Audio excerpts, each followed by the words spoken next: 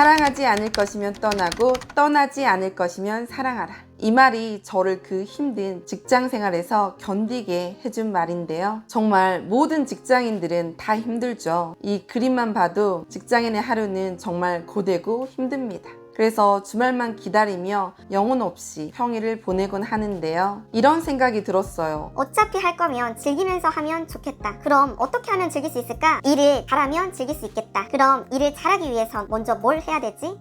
내가 왜 일을 못하는지 체크하고 그걸 제거하면 되겠구나. 그럼 자연스레 일을 잘하게 되겠죠? 그래서 준비했습니다. 일 못하는 사람들의 특징.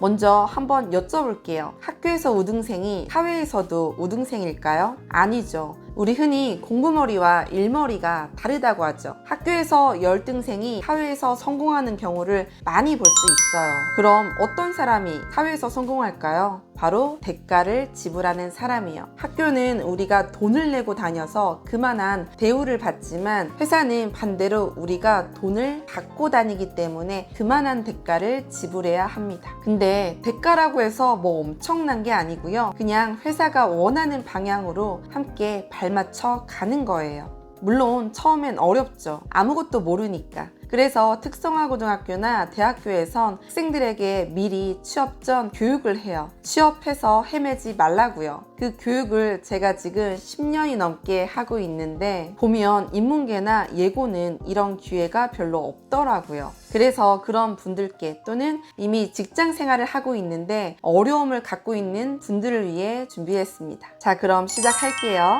한 조사에 의하면 상사들이 뽑은 최악의 직원 탑 2가 있어요. 첫 번째는 늘 부정적인 의견을 제시하는 직원, 두 번째는 느린 직원, 첫 번째, 대안 없이 늘 불평불만을 제기하는 사람은 정말 힘들어요. 뭐가 그렇게 불만이 많은지 계속 투덜투덜 됩니다. 한두 번은 애교로 봐줄 수 있지만 이게 계속되면 옆에 있는 사람도 결국 지쳐요. 그리고 투덜이 스머프랑 함께 일하고 싶은 사람은 없죠. 부정적인 의견을 제시하려면 그에 맞는 대안도 함께 제시해야 됩니다. 이런 말이 있죠. 1류는 최선을 다해 해법을 찾고 2류는 땀만 열심히 흘리고 3류는 핑계거리만 찾는다. 두 번째, 느린 직원은 이건 다른 사람이 어떻게 해줄 수도 없고 해주는데도 한계가 있어요. 군대에서 행군할 때 늘 뒤처지면 어때요? 다른 사람들에게 피해를 줄 수 있죠. 불규칙하고 무질서하게 행군하는 군대는 항상 패배의 위험이 있다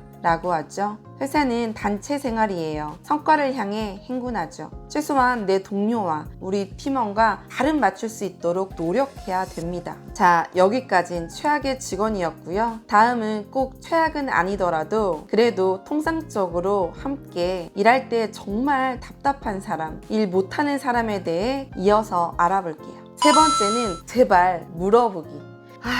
이건 제 경험담인데요. 제가 사회초년생 때 첫 직장인 병원에서 한 실수예요.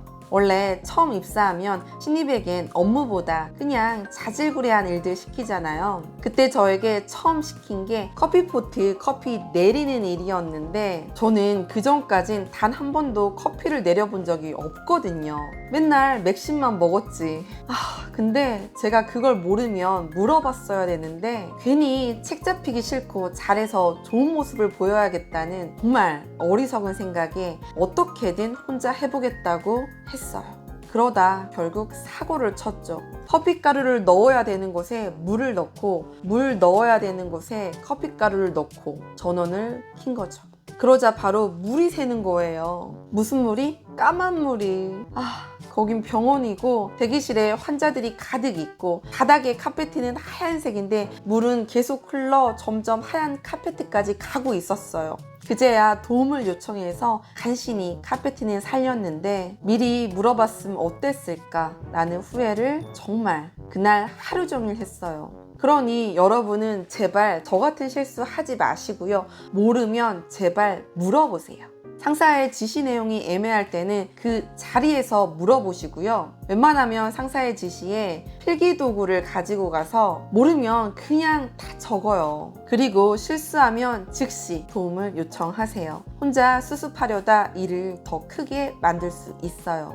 아무리 나에겐 꼴보기 싫은 상사라도 그는 날 위험에서 구해줄 사람입니다.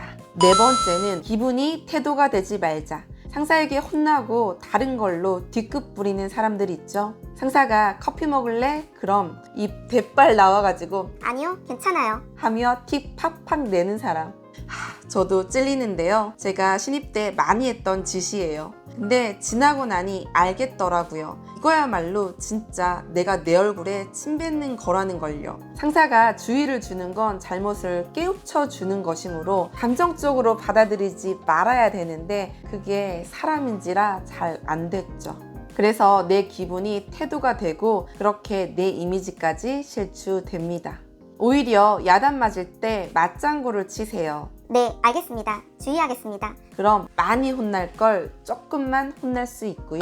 그 다음 다 풀리고 상사 기분 좋을 때 슬쩍 가서 제가 아까 이만저만해서 그런 실수를 했는데 그 부분을 어떻게 하면 더 잘할 수 있을까요? 라고 살짝 여쭤보면 훨씬 좋아요. 실제 실험 결과도 있잖아요. 상사 기분 좋을 때 보고하면 무조건 통과라는 결과. 이렇게 유연하게 지나가세요. 반대 의견을 받아들여야 내가 보지 못하는 부분을 볼 수 있어요. 내 의견의 거절은 나에 대한 거절이 아니에요. 그냥 단순히 내 의견만 아니라는 거죠. 다섯 번째는 변화에 적응하지 않는 사람. 제가 전에 교육원에서 교육생들 교육 후 취업 지원과 사후 관리를 해줬는데요. 취업 전 상담에서 자긴 가족처럼 일할 수 있는 규모가 작은 병원에서 일하고 싶다고 해서 그쪽으로 취업을 시켜줬는데 취업 후 사람이 너무 적어서 자기가 일을 많이 해야 된다고 늘 힘들다고 퇴사하고 싶다고 투덜대더라고요. 그래서 규모가 큰 병원으로 재취업을 해줬는데 세상에 거긴 사람이 너무 많고 다 인색해서 싫다고 해서 제가 진짜 두 손 두 발 다 들었어요. 이렇게 자꾸 환경 탓만 하는 사람, 나를 바꾸지 않고 그냥 계속 새로운 환경에 가는 건 같은 실수를 반복하는 거죠. 또는 업무 탓하는 사람도 있죠. 자긴 병원의 리셉션 코디네이터로 취업했는데 왜 자기가 이런 자질구레한 일을 해야 되는지 모르겠다고 하더라고요. 그래서 코디가 뭐라고 생각하냐 라고 물었더니 예쁘게 인사하며 고객을 반겨주는 사람이라고 하더라고요. 즉 우아하게 인사만 하고 싶다는 거죠. 그래서 그 뒤 교육할 때 교육생들에게 꼭 강조했어요. 예쁘게 인사만 하고 싶으면 인사가 주된 업무인 에버랜드 가라고. 그럼 인사 원 없이 할 수 있다고. 이렇게 말한 이유는 교육생들의 환상을 깨주고 싶었어요. 모든 직업이 눈에 보이는 게 다가 아니거든요. 보이지 않는 부분까지 사랑할 수 있어야 진정 그 일을 잘할 수 있죠. 여섯 번째, 소통 안 되는 사람. 예전엔 기업의 키워드가 열정이었어요. 근데 요즘엔 바뀌었죠? 소통으로. 일은 가르치면 돼요. 그리고 누구나 초반엔 열정이 있죠. 근데 소통이 안 되면 정말 답 없어요. 그래서 인사 담당자들이 제일 눈여겨보는 게 바로 소통입니다. 회사는 팀이기 때문에 나 혼자 잘해선 절대 성과를 낼 수 없고 팀원들과 함께 소통하며 조율을 해야 됩니다. 리더십 기본 역시 소통이고요. 여기서 소통이라고 해서 뭐 대단한 게 아니고요. 그냥 사소하게 조퇴나 잠깐 자리 비울 때 동료에게 어디 가는지 언제 오는지 정도 말해주는 거예요.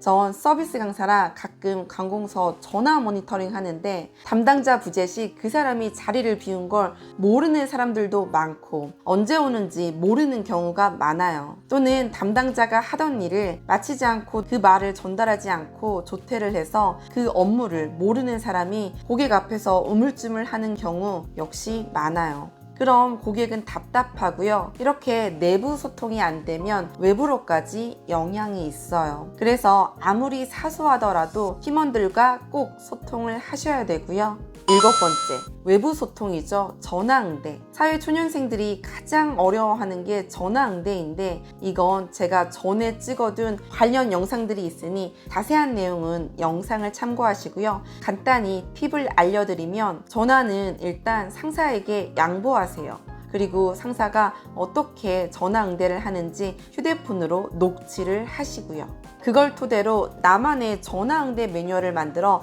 책상에 놓고 보면서 받으세요. 그럼 이제 세상 두려울 게 없어요. 매뉴얼은 전화를 받으면서 하나씩 추가 또는 수정하시고요. 어렵다고 생각만 하면 그냥 계속 어렵기만 해요. 그러니 꼭 한번 해보세요.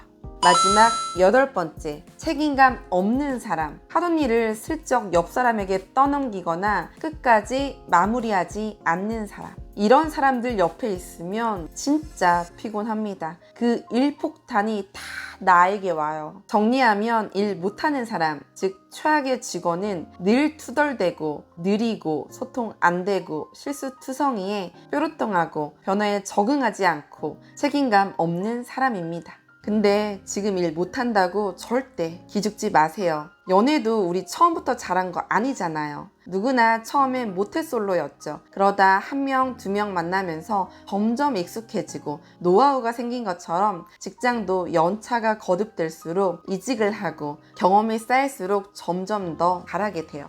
이효리가 이런 말 했잖아요. 전 남친들은 내 연애 교과서예요. 그들을 겪으며 내가 더 좋은 내가 될 수 있었거든요. 라고요. 어떤 회사건 내 멘탈을 흔드는 못된 상사는 있기 마련이죠. 그를 이효리처럼 내가 더 좋은 내가 될 수 있도록 날 다듬어주는 고마운 사람이라고 한번 생각해 보세요. 일 안 하고 업무 컨설팅 받으려면 컨설팅 비용 정말 비싸요. 근데 직장은 우리에게 돈도 주고 공짜로 컨설팅까지 해주잖아요. 그러니 고마운 존재죠. 일은 금방 익히게 돼요. 근데 자신감 잃음 끝이에요. 누구나 자신감 있는 사람에게 뭐든 맡기고 싶죠. 그러니 자신감부터 챙기세요. 그래야 기회가 주어집니다. 그리고 제발 첫 직장에 목숨 걸지 마세요. 첫사랑과 결혼할 확률이 얼마나 될까요? 10명이면 한두 명 나올까 말까. 이외에 첫사랑과 결혼에 성공한 사람도 중간에 헤어졌다 다시 만난 사람들이 많아요. 이렇게 편하게 생각하세요. 사실 일을 못한다의 기준은 없어요. 이건 회사의 문화와 상사의 성향이 어떤지에 따라 달라집니다. 그러니 너무 실망하지 말고 오늘 제가 말씀드린 내용 꼭 참고하셔서 기왕이면 일 잘하는 사람 쪽으로 가셔서 더욱더 성공하시길 응원할게요. 영상이 도움이 되셨으면 구독과 좋아요 눌러주세요.